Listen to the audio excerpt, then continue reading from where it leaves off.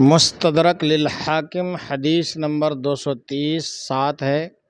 حضرت ابو ہریرہ رضی اللہ تعالیٰ عنہ سے روایت ہے کہ نبی کریم علیہ الصلاۃ والتسلیم نے ارشاد فرمایا، 4 شخص ایسے ہیں جنہیں جنت میں داخل نہ کرنا اور اس کی نعمتیں نہ چکھانا اللہ تعالیٰ پر حق ہے۔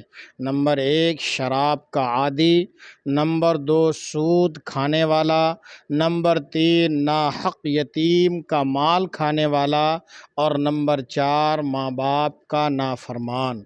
یہ چاروں باتیں آج ہمارے معاشرے میں عام ہو چکی ہیں۔ یتیموں کا مال بھی ناحق طور پر کھایا جا رہا ہے، بلکہ بہت سارے لوگ، مثال کے طور پر چھوٹے بھائی کا انتقال ہو گیا تو بڑا بھائی اپنے یتیم بھتیجوں کو بھتیجیوں کو ان کا مال یا تو دبا دیتا ہے یا پھر وراثت میں ان کو حصہ نہیں دیتا ہے۔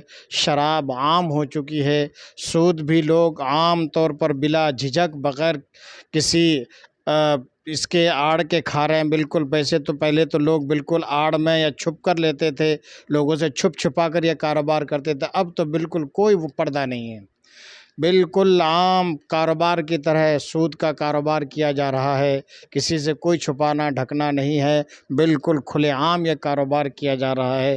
ماں باپ کو ستانا یہ عام ہو چکا ہے، اپنوں سے دوستی ختم ہوتی جا رہی ہے، غیروں سے دوستی بڑھتی جا رہی ہے۔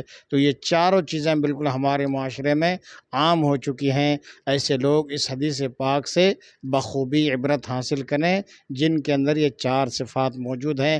اللہ تعالی ہمیں اس سے بچنے کی توفیق عطا فرمائے، آمین ثم آمین۔